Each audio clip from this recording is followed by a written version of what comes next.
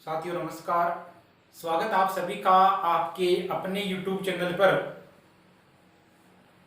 पिछले क्लास में अपन ने बात की थी सिमेट्री ऑफ एलिमेंट्स के बारे में, सममिति तत्वों के बारे में, और वहां पर मैंने आपको विशेष प्रकार से प्लेन ऑफ सिमेट्री है, सममिति तल और सेंटर ऑफ सिमेट्री, सममिति केंद्र के बारे में बताया था।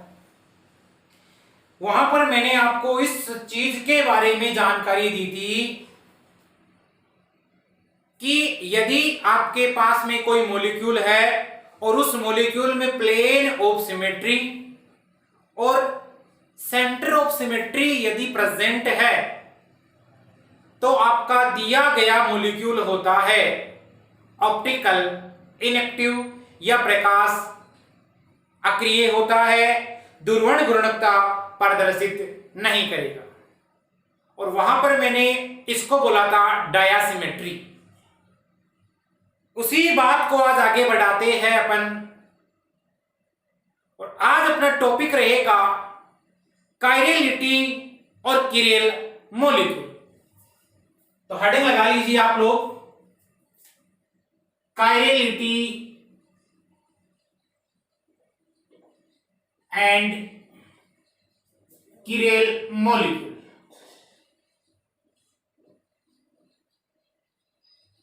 इसको बोलोगे आप किरेलता एवं किरेल अणु, किरेलता एवं हो गया आपका किरेल अणु।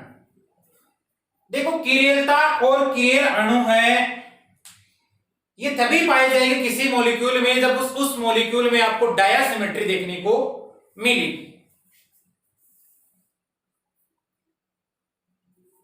इसका मतलब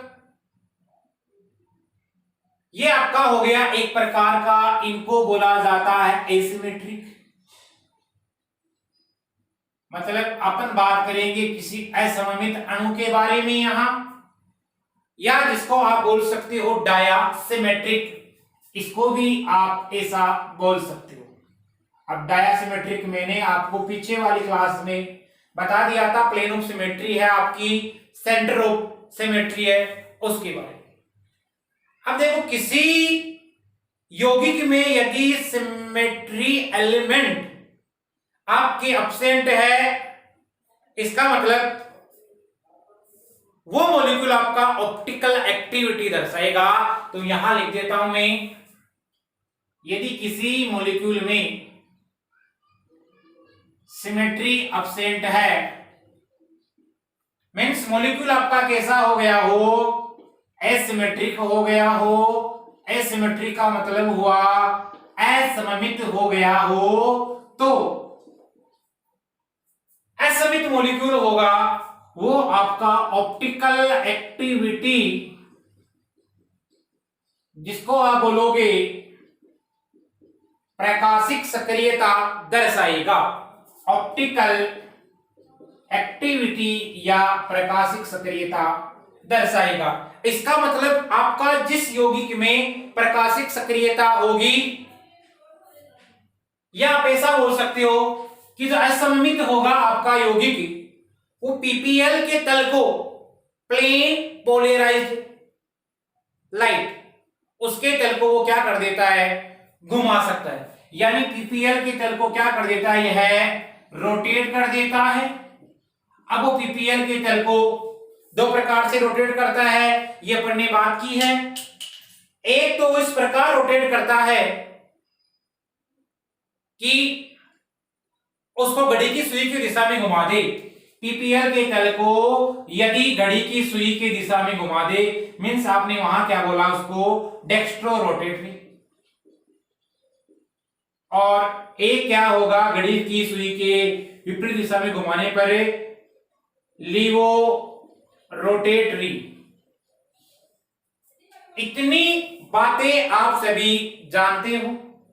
और पीपीएल के तल को जो यौगिक घड़ी के सुई की दिशा की ओर घुमा देते हैं, उन्हें आप कहते थे दक्षिण ध्रुवण घूर्णन यौगिक, और ये कैसे हो गए आपके वाम घूर्णन यौगिक। यहां तक ये थी अपनी पीछे की बातें।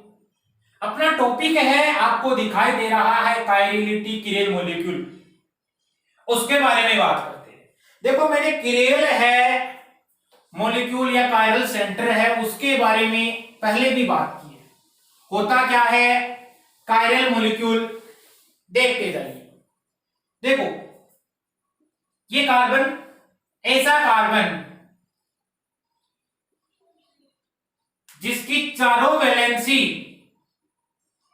डिफरेंट ग्रुप द्वारा संतुष्ट हो, या यहां पर डिफरेंट एटम हो सकते हैं या एटम ऑफ ग्रुप प्रेजेंट हो सकते हैं, यानी कि W अक्ष Y और Z ये आपके कभी समान नहीं होंगे, ये आपके क्या होंगे असमान होंगे। और इसको स्टार द्वारा प्रदर्शित किया जाता है, इसी को बोला जाता है कायरल सेंटर। और इसकी जब आप हाइब्रिडाइजेशन निकालते हो तो कैसी आती है sp3 आती है। sp3 आने का मीन्स क्या हुआ, इसमें 4 सिग्मा बॉन्ड प्रेजेंट है। तो आप बोल सकते हो ऐसा कार्बन जो क्या हो एसिमेट्रिक हो, एसिमेट्रिक। आप देखो असममित है, इसमें ना तो आपको प्लेन ऑफ सिमेट्री मिलेगी ना आपको सेंटर ऑफ सिमेट्री मिलेगी, यानी कैसा हो गया आपका डाई सिमेट्रिक। तो इसकी डेफिनेशन दोगे, ऐसा कार्बन जो sp3 संकृत हो तथा उसके द्वारा जुड़े हुए चारों एटम्स यानी परमाणु या परमाणुओं का समूह है वो विभिन्न प्रकार की वैलेंसीज द्वारा संतुष्ट हो, यानी ये सभी क्या हो असमान हो। इसी को आप क्या बोलते हो कायरल सेंटर कहते हो, किरेल केंद्र कहते हो। इस कार्बन को बोला जाता है कायरल कार्बन या किरेल कार्बन, और इसी को आप बोलते हो स्टीरियोजेनिक सेंटर।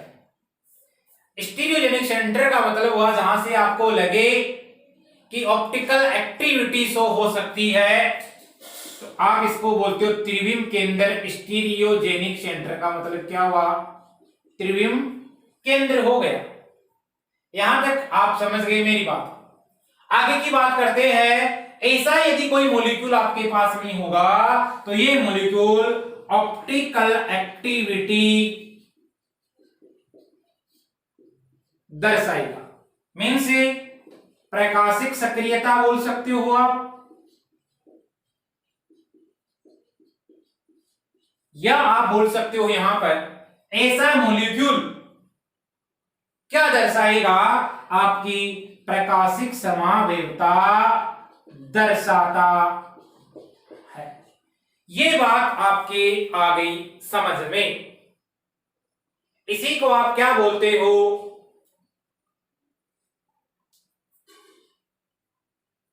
Chiral molecule. और ये जिसमें गुणा जाता है, जिस मॉलिक्यूल में, इस गुण को बोला जाता है कायरलिटी या किरेलता। ये जो शब्द आपको दिखाई दे रहा है कायरल, ये एक वर्ड होता है आपका कायर। इस कायर शब्द से लिया गया है और इसको आप बोलते हो हाथ। जैसे आप देखते हो कि आपके जो दोनों हाथ है ये और ये, यदि इनको मिरर में देखोगे तो आपको ये मिरर इमेज दिखेंगी। इसका मतलब ऐसे ही होगी कि आपको प्रतिबिंब समायोता के बारे में जानकारी देते हैं या प्रकाशिक सक्रियता दर्शाते हैं। और इन यौगिकों को बोला जाता है जो एक दूसरे के दर्पण प्रतिबिंब होते हैं, इन्हीं को आप बोलते हो इनेंशियोमर। दर्पण प्रतिबिंब यौगिकों को बोला जाता है इनेंशियो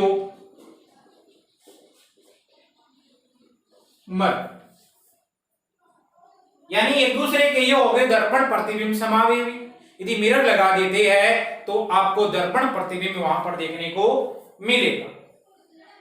मीन्स प्रकाशिक सक्रियता प्रदर्शित करेंगे और ये एक दूसरे पर अध्यारोपित नहीं हो पाते हैं। तो आप ये भी बोल सकते हो non super impose on it's mirror image, यानी खुद की मिरर इमेज पर या प्रतिबिंब पर यह अध्यारोपित नहीं हो पाते हैं।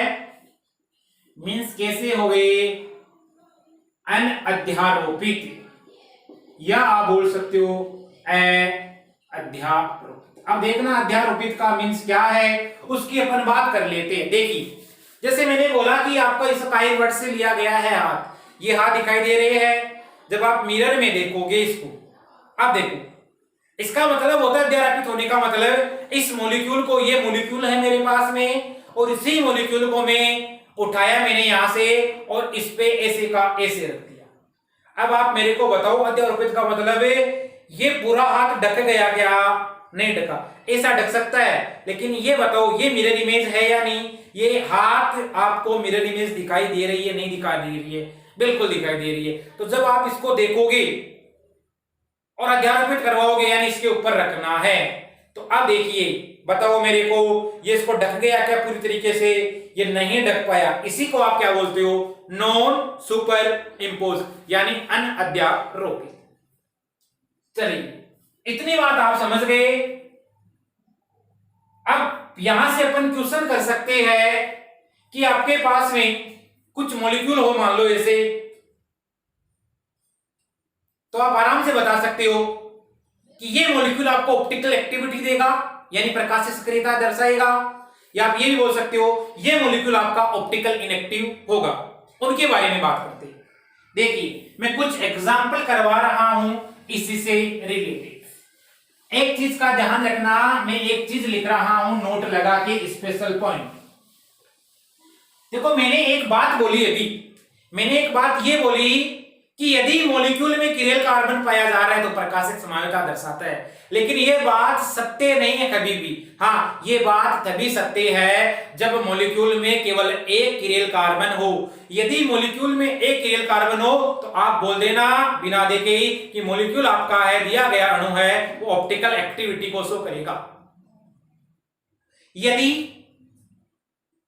मॉलिक्यूल में एक से ज्यादा किरेल कार्बन आ जाए, 2 किरेल कार्बन आ जाए, तो जरूरी नहीं है कि मॉलिक्यूल आपको ऑप्टिकल एक्टिविटी दर्शाए, प्रकाशिक समायोता दर्शाए। वो दर्शा भी सकता है और वो नहीं भी दर्शा सकता, उनकी भी फिर बात कर सकते हैं। तो किरेल कार्बन का होना किसी मॉलिक्यूल में प्रकाशिक समायोता को उत्तरदायी नहीं करता है। जरूरी नहीं है कि किसी मॉलिक्यूल में यदि किरेल कार्बन हो तो वो आपका मॉलिक्यूल आपको प्रकाशिक समायोता बताए। इस बात को शायद आप बखूबी जान गए होंगे। हाँ, मैं एक किरेल कार्बन है तो मैं श्योरिटी के साथ कह सकता हूं कि दिया गया आपका जो कार्बन है या कंपाउंड है, असम्मित कंपाउंड हो गया वो, और वो आपको ऑप्टिकल एक्टिविटी दर्शाएगा। तो एक चीज का ध्यान रखना, यदि आपको एक किरेल कार्बन दिखाई दे, एक किरेल कार्बन हो किसी मॉलिक्यूल में, एक किरेल सेंटर हो या कार्बन हो, यदि एक कायरल सेंटर हो तो आप बोल देना मॉलिक्यूल ऑलवेज ऑप्टिकली एक्टिव, प्रकाशिक सक्रिय होगा हमेशा और हमेशा। लेकिन यदि मॉलिक्यूल में मोर देन कायरल सेंटर हो 1 से, यदि एक से अधिक, मोर देन 1, यहां लिख सकता हूं मैं एक से अधिक कायरल सेंटर प्रेजेंट हो, स्टीरियोजेनिक सेंटर प्रेजेंट हो, तो इस बात की कतई जरूरी नहीं है आपका दिया गया मॉलिक्यूल ऑप्टिकली एक्टिव भी हो सकता है और ऑप्टिकली इनएक्टिव भी, ऑप्टिकली इनएक्टिव भी हो सकता है, प्रकाशिक सक्रिय भी हो सकता है और प्रकाशिक अक्रिय भी हो सकता है। इस बिंदु को आपको विशेष तौर से ध्यान रखना है। चलो अब कुछ मॉलिक्यूल लिख रहा हूं मैं, आपको बताना है कि कौन सा मॉलिक्यूल आपको ऑप्टिकल एक्टिविटी दर्शाएगा और कौन सा मॉलिक्यूल आपको ऑप्टिकल एक्टिविटी नहीं दर्शाएगा। देखिए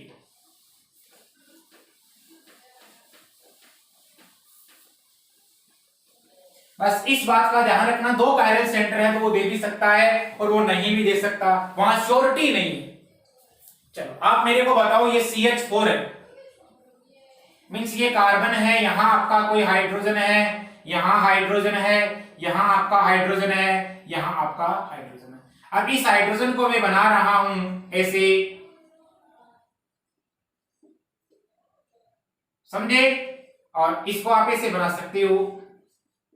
ये आपका हो गया वेज, इसको आप क्या बोलोगे, वेज, और इसी को आप क्या बोलते हो, बेस। ठीक है, इसको आप बोल सकते हो टुवार्ड्स व्यूअर, यानी यदि आप सामने से देखोगे तो ये आपको ऐसे सामने दिखाई देगा, टुवार्ड्स व्यूअर, यानी तो दर्शक होगा, देखने वाला होगा, उसकी ओर होगा, और ये क्या होगा, आपका पीछे की ओर होगा, कौन सा, डैश वाला, समझे। और ये दोनों आपको दिखाई दे रहे, वो आपको बिल्कुल एक प्लेन में मिलेंगे, एक तल में मिलेंगे। क्लियर है, आपने आप क्या देखा, यहां पर CH4 में है, इसके चारों तरफ आप देखोगे तो वैलेंसीज में चारों एटम्स है वो समान है, इसका मतलब मॉलिक्यूल कैसा हो गया, आपका ऑप्टिकली इनएक्टिव हो गया। कर दोगे, चलिए, यानी प्रकाशिक अक्रिय हो गया। चलो इसी मॉलिक्यूल की बात करते हैं आगे, बताओ मेरे को, CH3Cl, आप बिना देखे कर सकते हो क्या, क्या करना है, यहां लगाया आपने H, यहां H, यहां H, यहां Cl, क्या है, ऑप्टिकली इनएक्टिव। चलिए मैं लिख रहा हूं मॉलिक्यूल और आपको बताते जाना है कौन सा मॉलिक्यूल आपका ऑप्टिकली एक्टिव है और कौन सा मॉलिक्यूल ऑप्टिकली इनएक्टिव है। तो क्वेश्चन है मेरा, इन विच सिस्टम से, या बोल सकता हूं मॉलिक्यूल से, या बोल सकता हूं कंपाउंड से, having optically activity, optically active, प्रकाशिक रूप से अक्रिय कौन सा मॉलिक्यूल आपको दिखाई दे रहा है।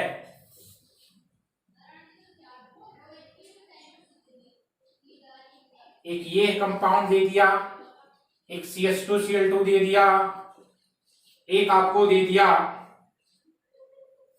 कार्बन, यहां आपको हाइड्रोजन दिया हुआ है, यहां आपको CH3 दिया हुआ है, यहां आपको C2H5 दिया हुआ है, यहां आपको Cl दे रखा है। इस कार्बन पे यहां आपको दे दिया COOH, यहां दे दिया आपको H, यहां दे दिया OH और यहां आपको दे दिया CH। इसमें बताना है, पांचवा कंपाउंड है आपका कार्बन से यहां फ्लोरीन, क्लोरीन, ब्रोमीन यहां जुड़ी हुई है आपकी आयोडीन। फिर बात करेंगे इसी कार्बन से आपकी यहां पर जोड़ दिए मैंने फ्लोरीन जोड़ दिया, यहां पर T जोड़ दिया, यहां D जोड़ दिया, यहां जोड़ दिया मैंने H जोड़ दिया। और सातवां कंपाउंड है मेरे पास में CHO, CHOH, CH2OH। चलिए बताइए आप मेरे को कि कौन सा मॉलिक्यूल ऑप्टिकली एक्टिव है और कौन सा मॉलिक्यूल ऑप्टिकली इनएक्टिव है।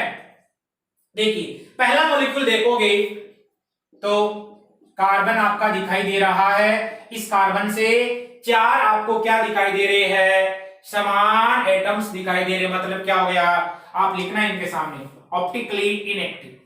चलो दूसरा मॉलिक्यूल है, दो हाइड्रोजन दो क्लोरीन, इसका मतलब क्या हो गया, ऑप्टिकली इनएक्टिव मॉलिक्यूल है। चलो इसकी बात करते हैं, इस कार्बन से एक तरफ हाइड्रोजन जुड़ा हुआ है, एक तरफ से मिथाइल जुड़ा हुआ है, एक तरफ से इथाइल जुड़ा हुआ है और यहाँ क्या जुड़ा हुआ है, आपका क्लोरीन एटम जुड़ा हुआ है। मींस ये मॉलिक्यूल कैसा है, आपका ऑप्टिकल एक्टिव है, प्रकाशिक सक्रियता दर्शाएगा। अब इसकी मिरर इमेज बनेगी, वो कैसे बनेगी उसके बारे में बात कर लेंगे। चलिए अब देखो ये कंपाउंड आपको दिखाई दे रहा है, इसको बोलोगे आप 2 हाइड्रोक्सी प्रोपेनोइक एसिड और ये कंपाउंड आपका होता है लैक्टिक एसिड। ध्यान रखना ये लैक्टिक एसिड है।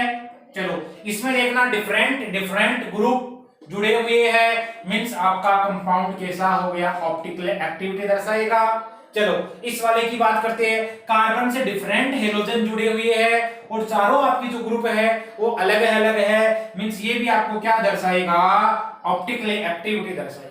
इस वाले में बात करना, कार्बन से क्लोरीन, यहाँ पर ट्राइटियम, यहाँ से ड्यूटेरियम और यहाँ पर क्या जुड़ा हुआ आपका हाइड्रोजन जुड़ा हुआ है। इसका मतलब ये भी आपको क्या दर्शाएगा, ऑप्टिकल एक्टिविटी दर्शाएगा। ये मॉलिक्यूल प्रकाशिक सक्रिय है, मींस क्या होगा, ये मॉलिक्यूल आपका दिया गया प्रकाशिक सक्रियता दर्शाएगा। इस वाले की बात करते हो, इस मॉलिक्यूल को याद करो, देखिए क्या बोला था अपन ने, ग्लिसरएल्डिहाइड, और इसका एक ऑक्सीडेशन करवा देते हो तो आपका बन जाता है ग्लिसरिक अम्ल। चलो इस वाले से देखो डिफरेंट ग्रुप जुड़े हुए हैं, मींस ये भी कंपाउंड आपका कैसा हो गया, ऑप्टिकली एक्टिव हो गया, प्रकाशिक सक्रिय जिसको आप बोलते हो। चलो आगे कुछ मॉलिक्यूल बता रहा हूं जिनमें आपको किस प्रकार देखने को मिलेगी ऑप्टिकली एक्टिविटी। देखिए एग्जांपल करते, जैसे लैक्टिक एसिड है अपना, लैक्टिक एसिड, लैक्टिक एसिड होता है, इसका आईयूपीएसी नेम आप सभी जानते हो, क्या होता है, 2 hydroxy propanoic acid, 2 hydroxy propanoic acid. चलिए देखिए 2 हाइड्रोक्सी प्रोपेनोइक एसिड हो गया लैक्टिक एसिड, तो यहां इसको इस प्रकार लिख सकते हो, CH3CHOH COH, मींस आपके पास में क्या उपस्थित है, कायरल सेंटर उपस्थित है, मैंने उसको स्टार से दर्शा दिया। मामला क्लियर। मॉलिक्यूल क्या देगा आपको, ऑप्टिकली एक्टिविटी दर्शाएगा, प्रकाशिक सक्रियता दर्शाएगा। अब बनाते हैं इसका, देखिए कार्बन यहां जुड़ा हुआ है आपका COH, इधर आपका H है, यहां आपका OH है और यहां आपका क्या हो गया CH3। अब देखो मैंने क्या लगाया, मिरर लगाया। अब मिरर में कैसे प्राप्त होगा, मिरर में इस प्रकार प्राप्त होगा, यहां आपका COH है, यहां कार्बन है, यहां आपका CH3 है, और इधर क्या होगा आपका, देखो मिरर में यहां होगा आपका OH और यहां क्या होगा आपका H।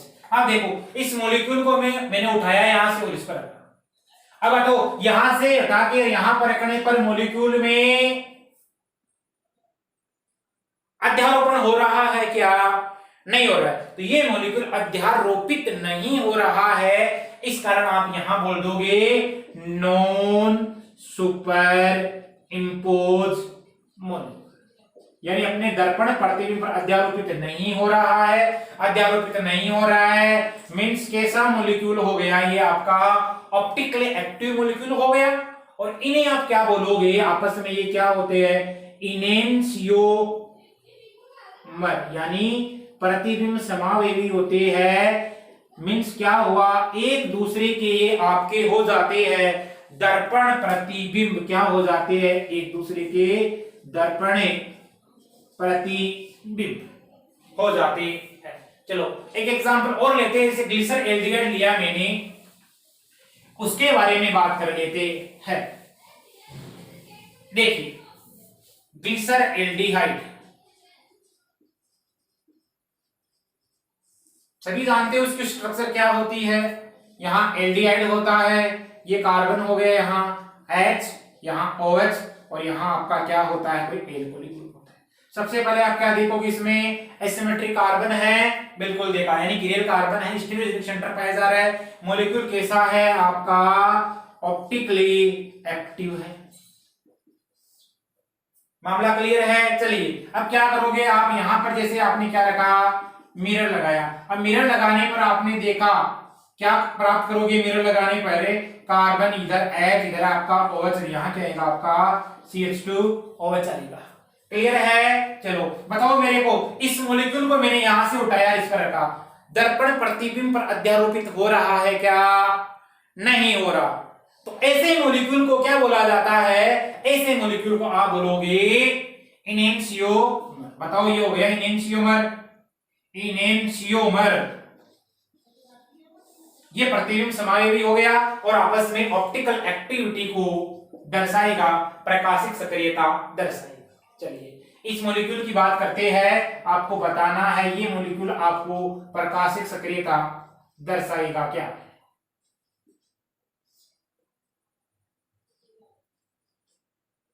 यहां पर मैं कोई ग्रुप लगा देता हूं, चलो ये लगा दिया मैंने। इस बारे में बताओ, देखिए ऑप्टिकल एक्टिविटी शो करेगा या नहीं करेगा। चलो आपने क्या देखा, एमी का मतलब क्या है, मिथाइल, दो मिथाइल ग्रुप आ गए, मींस ये आपका क्या दर्शाएगा, ऑप्टिकली इनएक्टिविटी होगा, प्रकाशिक सक्रियता नहीं दर्शाता है, क्योंकि इसमें आपको एसिमेट्रिक देखने को नहीं मिली, असममिति नहीं मिली देखने को, डायसिमेट्री नहीं मिली। चलिए अब आप कर दोगे आराम से। फिर देखिए ये तो आपने बात की जिसमें एक कायरल सेंटर और एक कायरल सेंटर वाला हमेशा और हमेशा क्या हो जाता है आपका, देखते टिक कर देना, इनेंशियोमर होते। एक चीज नोट लगा के लिख लेना, एक यौगिक होते हैं डायास्टीरियोमर या डाइस्टीरियोमर्स, ऐसे यौगिकों को बोला जाता है अप्रतिबिंब समावेवी। अप्रतिबिंब समावेवी का मतलब क्या हुआ, ऐसे यौगिक जो अपने दर्पण प्रतिबिंब पर अध्यारोपित हो जाते हैं उन्हें आप क्या बोलते हो, डाइस्टीरियोमर। और डाइस्टीरियोमर का मतलब हुआ विवरिम समावेवी कहते हैं। आपसे पूछ लिया जाए विवरिम समावेवी और प्रतिबिंब समावेवी में अंतर, तो आप आराम से बता सकते हो। आपके जो विवरिम समावेवी होते हैं ऐसे यौगिक होते हैं जो अपने दर्पण प्रतिबिंब पर अध्यारोपित हो जाते हैं, और इनेंशियोमर कौन से होते हैं, जो दर्पण प्रतिबिंब पर अध्यारोपित नहीं होते हैं। विवरिम समावेता के कारण आपको या विवरिम समावेवी प्रकाशिक समावेता नहीं दर्शाते हैं, और इनेंशियोमर होते हैं आपको ऑप्टिकल एक्टिविटी शो करते हैं। चलिए देखिए इनको बोला जाता है विवरिम समावेवी। मेन से आप बोल दोगे यहां पर सुपर इंपोज हो जाते हैं ऑन मिरर इमेज।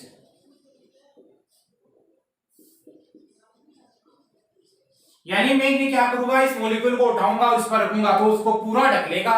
कैसे ढकेगा, देखिए कार्बन लगाया यहां, CH3 लगाया मैंने यहां मैंने लगाया Me और यहां मैंने लगाया N। चलो इधर मैंने लगा दिया कोई CH2। इस मॉलिक्यूल में देखना आप क्या देख पा रहे हो, देखो सबसे पहले तो आपने क्या देखा कि इसमें जो ग्रुप जुड़े हुए हैं वो दो ग्रुप आपके सेम आ रहे हैं। इसका मतलब आपको ऑप्टिकल एक्टिविटी तो नहीं दर्शाएगा, मॉलिक्यूल कैसा हो गया, ऑप्टिकल इनएक्टिव। मींस क्या हुआ, प्रकाशिक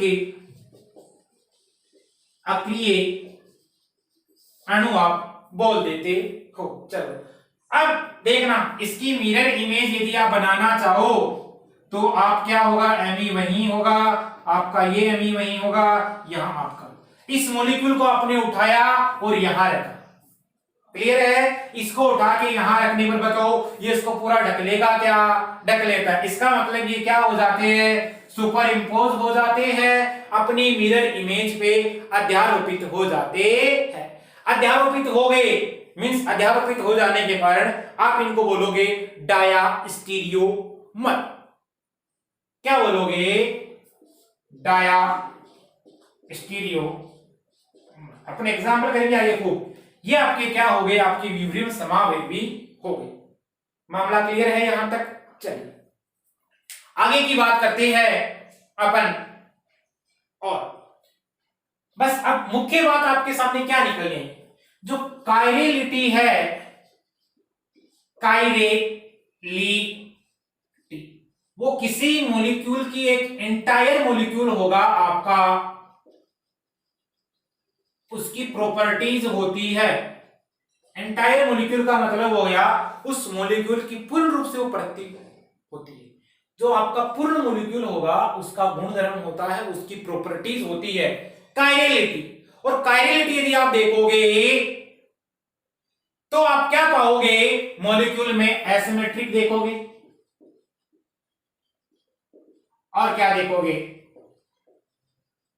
डाया सिमेट्रिक। बस दो चीज ध्यान रखना, एसिमेट्रिक और डायसिमेट्रिक देख लेना मॉलिक्यूल में। चलिए अब आपसे पूछे कि प्रकाशिक समायोगी कौन से होते हैं, तो उसके डेफिनेशन ध्यान में रखना। चलो, ऐसे यौगिक जिनके अणुसूत्र क्या होते हैं, समान होते, मीन्स मॉलिक्यूलर फॉर्मूला क्या हो गए, समान हो गए। समझ गए। दूसरी बात, अपने दर्पण प्रतिबिंब पर वो क्या होते हैं, अध्यारोपित होते हैं। यानी कि आप बोल सकते हो अपने दर्पण प्रतिबिंब होते हैं, सॉरी अध्यारोपित नहीं होते ना, दर्पण प्रतिबिंब होते, परिभाषा ये होगी। ऐसे यौगिक जिनका अणुसूत्र समान होता है, जो अपने दर्पण प्रतिबिंब होते हैं, लेकिन उनके प्रकाशिक गुण अलग अलग होते हैं। मीन्स मॉलिक्यूलर फॉर्मूला से दर्पण प्रतिबिंब होते हैं, इसका मतलब यहां पर केमिकल प्रॉपर्टीज है और आपकी फिजिकल प्रॉपर्टीज है, वो भी क्या होगी बताओ देखिए, सेम होती। यानी ये तीनों चीजें सेम है, लेकिन प्रकाश के प्रति जो प्रभाव है, यह प्रकाशिक आपको उसका गुण मिलेगा, तो उनका प्रकाशिक गुण होगा वो अलग अलग होता है। आप लिख सकते हो प्रकाशिक गुण अलग अलग होता है। ये क्या होते हैं, आपके एक प्रकार के यौगिक होते हैं प्रतिबिंब समावयवी। आपसे पूछ ले प्रतिबिंब समावयवी की परिभाषा, तो मैं दोबारा बता रहा हूं क्या होते हैं। ऐसे यौगिक जिनके मॉलिक्यूलर फॉर्मूला सेम होते हैं, उनकी केमिकल प्रॉपर्टीज और फिजिकल प्रॉपर्टीज सेम होती है, भौतिक तथा रासायनिक गुणधर्म सेम होते हैं, वो अपने एक दूसरे के दर्पण प्रतिबिंब होते हैं, लेकिन उनके प्रकाशिक गुण हैं वो अलग अलग होते हैं प्रकाश के प्रति। उन्हीं को आप क्या बोलते हो, प्रतिबिंब समावयवी बोलते हो। ये मैंने डेफिनेशन आपको बताई है यहां प्रतिबिंब समावयवी। चलो फिर बात करते हैं अपन ऐसे मॉलिक्यूल के बारे में भी जिनमें दो कायरल सेंटर पाया जाता है। चलो, जैसे आपका एक कंपाउंड होता है जिसको आप बोलते हो टार्टरिक एसिड। देखिए टार्टरिक एसिड, अब इसको बोला जाता है मीजो टार्टरिक एसिड। क्यों बोला जाता है उसका कारण बता देता हूं। Meso tartaric acid, meso tartaric अम्ल, देखो ये होता है आपका, यहां इसका फीचर बना रहा हूं मैं सीधा, इसमें आपको दो कायरल सेंटर देखने को मिलते हैं। देखो एक कायरल सेंटर तो ये हो गया, इसे CH जुड़ा हुआ है, इसे H जुड़ा हुआ है, इसे OH जुड़ा हुआ है, और ये जो ग्रुप है आपको डिफरेंट दिखाई दे रहा है।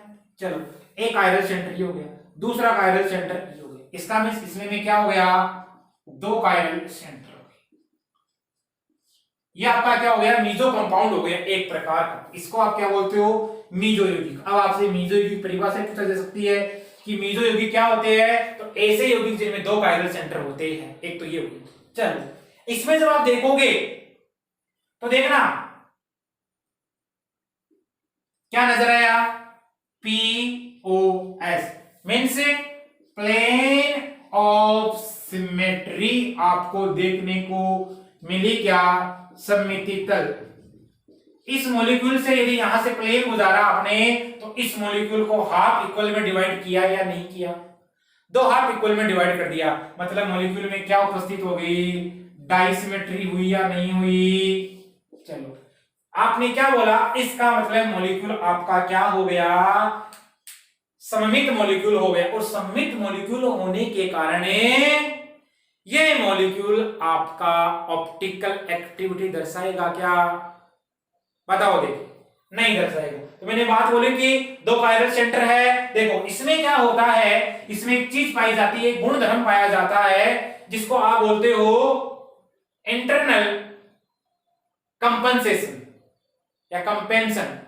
ठीक है, ये होता है आंतरिक प्रतिकार के कारण। इस मॉलिक्यूल में खुद में पाया जाता है आंतरिक प्रतिकार, और इस आंतरिक प्रतिकार के कारण ऐसा होता है कि इसका हाफ जो पार्ट है, यदि वो डी घुमाता है तो वो हाफ क्या घुमाएगा, इसको एल घुमाएगा। यदि डी घुमा रहा है, मान लो ये एल घुमा रहा है, यदि ये डी घुमा रहा है तो ये आपका क्या एल घुमा रहा है, जिसके कारण यौगिक होता है आपका ध्रुवण अघूर्णक हो जाता है, ऑप्टिकली इनएक्टिव हो जाता है, ऑप्टिकली इनएक्टिव हो जाता है। इसी कारण ये कंपाउंड आपकी प्रकाशिक समावेगता नहीं दर्शाता है। मामला क्लियर है? यहां पर किसी प्रकार की शायद आपकी कोई समस्या नहीं है। चलिए अब देखो एक चीज नोट लगा के ध्यान रखना, कई बार ये केस में कंपटीशन एग्जाम में पूछी भी जा सकती है, बात कर लेते हैं। देखो जरूरी नहीं है कि कायरल सेंटर में टेट्रा कोऑर्डिनेट आपको मिले, यानी उसमें 4 आपकी संयोजकता पूर्ण होती हुई मिले, जरूरी नहीं है, ये हमेशा जरूरी नहीं है। ये ट्राई कोऑर्डिनेट में भी हो सकता है ऐसा। जैसे आप सभी जानते हो कि एक कंपाउंड होता है, जैसे आपका अमोनिया, शेप कैसी होती है, पायरामिडल शेप होती है, पिरामिडीय शेप होती है, जिसमें एक आपको लोन पेयर मिलता है, हाइब्रिडाइजेशन क्या आता है, sp3 आता है, निकलेगी, बात कर लीजिए। तो जरूरी नहीं है कि हमेशा और हमेशा टेट्रा कोऑर्डिनेट ही हो आपका कायरल सेंटर। कायरल सेंटर आपका ट्राई कोऑर्डिनेट भी हो सकता है। मैं लिख रहा हूं यह आवश्यक नहीं है, देखो ये रियल केस है, इसलिए आपको नोट लगा के लिखा रहा हूं। यह आवश्यक नहीं है कि आपका कायरल सेंटर हमेशा टेट्रा कोऑर्डिनेट हो, मतलब उसके द्वारा 4 डिफरेंट ग्रुप जुड़ी हुई हो। यह कभी कभी ट्राई कोऑर्डिनेट भी हो सकता है, ट्राई कोऑर्डिनेट भी हो सकता है। चलो जैसे बात करेंगे अपन पायरामिडल शेप, या इसको आप बोल सकते हो इन्वर्जन, पायरामिडल इन्वर्जन। चलो क्या होता है, जैसे नाइट्रोजन में जानते हो यहां आपका क्या होगा, लोन पेयर होता है। चलो यहां पर क्या होगा, कोई एल्किल ग्रुप होगा, यहां क्या होगा, कोई एल्किल ग्रुप होगा, और यहां क्या होगा आपका कोई एल्किल ग्रुप होगा। मामला क्लियर है? इसको मैंने माना R1, ये R2 हो गया, ये आपका क्या हो गया, R3 हो गया। देखो 3 sigma bond plus 1 lone pair, total क्या है मान 4 है। ये क्या है आपका हाइब्रिडाइजेशन sp3। अब देखो रूम टेम्परेचर पर, कमरे के ताप पर क्या होगा, यहां पर इसमें आपको ऑप्टिकल एक्टिविटी दिखाई दी। देखो ये यहां पर आपका क्या आ जाएगा, R आ जाएगा, ये वाला जो है आपको दिखाई दे रहा है डैश वाला, वो यहां चला जाएगा, मतलब आपका R1। ये कौन सा हो गया R3, और ये आपका क्या है यहां R। मामला क्लियर है? आई बात समझ में? चलो ये चीजें आपको देखने को मिलती है इसमें रूम टेम्परेचर पर, और ये 1:1 की फॉर्म में आपको देखने को मिलेगी ऑप्टिकल एक्टिविटी। इनमें क्या होगा कि इनमें जो प्लेन है वो अब्सेंट होता है, यानी प्लेन नहीं होता इसमें। यदि आप प्लेन लगाओगे तो आपको प्लेन नहीं मिलेगा। बस कारण क्या है, इसमें आपको प्लेन है वो अब्सेंट मिलेगा, और प्लेन अब्सेंट इसका मतलब ये मॉलिक्यूल कैसा हो जाता है आपका कायरल मॉलिक्यूल हो जाता है, कायरल मॉलिक्यूल हो जाता है। क्लियर है? यहां पर किसी प्रकार की समस्या नहीं है। चलो जाते जाते आपके लिए क्वेश्चन है, अगली क्लास में डिस्कस करेंगे। आपको मैं 2-4 क्वेश्चन लिख देता हूं, आपको बताने हैं कि मॉलिक्यूल आपके ऑप्टिकल एक्टिव है या इनएक्टिव है। 2 ब्यूटेनॉल और दूसरा कंपाउंड में लिख देता हूं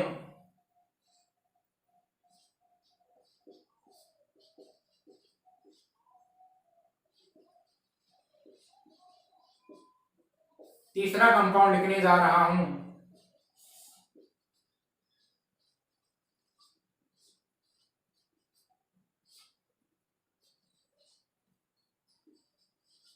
इनके बारे में बताना मेरे को।